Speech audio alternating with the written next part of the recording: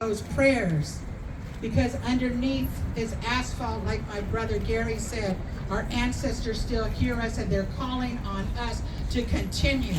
This is not the end of it. This is the beginning of a new chapter.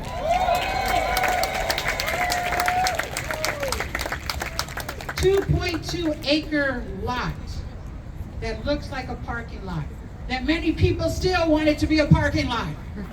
But we know that in our minds and our dreams and our hopes and our vision, that over the years, that we had something else in mind. And if you could dream with me through what was used to be Spanger's parking lot, food grotto, across the street, Strawberry Creek used to come right in front of where I'm standing today. Wow.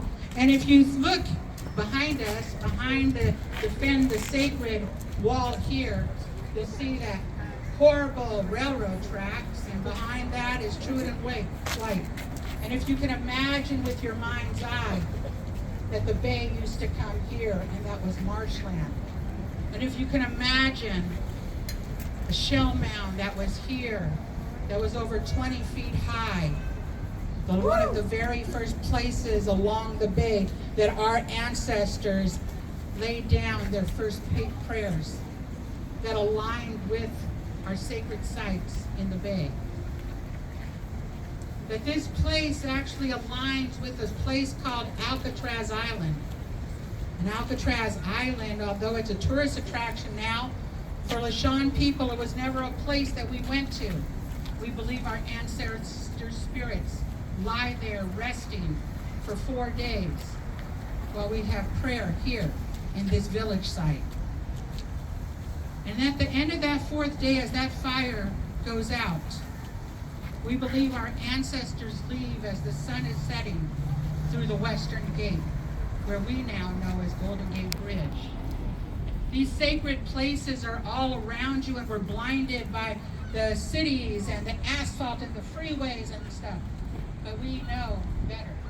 And we know better because we all came together knowing that we had a calling that was bigger than us, a calling that was bigger than any individual, that we each took up our own part. And as we took up our own part, we became a whole, and we became larger and larger until we were bursting at the seams. We had hundreds and thousands of people that showed up here in this place and prayed together. We prayed together over in that corner there. We prayed together over here on this side. We prayed when the rain was coming down and when the sun was beating down on us. But we prayed. We prayed with people from all walks of life. Christians and Muslims and Jewish people, Tibetan chanters, Hawaiian singers, Korean drummers, Aztec dancers, all put down their prayers here. We have relatives that came here from the Apache lands and connected their sacred site work here at our land. We had people that came here from Australia and the Antarctic and laid down their prayers here. People from Australia came and laid down their prayers here. We had leaders from the Amazon that came and laid down their prayers here. We had our chief, Colleen Six, who's here with us, laid down her prayers here for Run for Salmon. We've had people from all walks of life that have prayed here because we remember that this is a sacred place, that it doesn't have to have a building on top of it in order for it to be sacred. That we understand as Indigenous people that this place has been sacred and was laid down for us before we even knew it, before we knew each other. And so today I thank you. As I was out here dancing those prayers with my daughter and my granddaughters and our relatives from up north, I cried. Because I'm supposed to cry. Because tears are not a bad thing, even though colonization has told us over and over again to stop your crying. But this is a time for celebration, a time for good tears, a time for remembering, a time for putting those prayers down in the way that we are supposed to do that we have done for thousands and thousands of years. And we are thankful to all of you that allowed us to be able to do that today.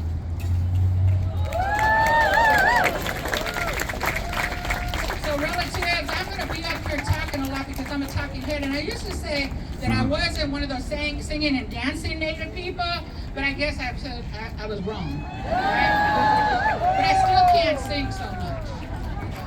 My children would cry when I try to sing them lullabies. So I know I can't carry a tune, but that's okay.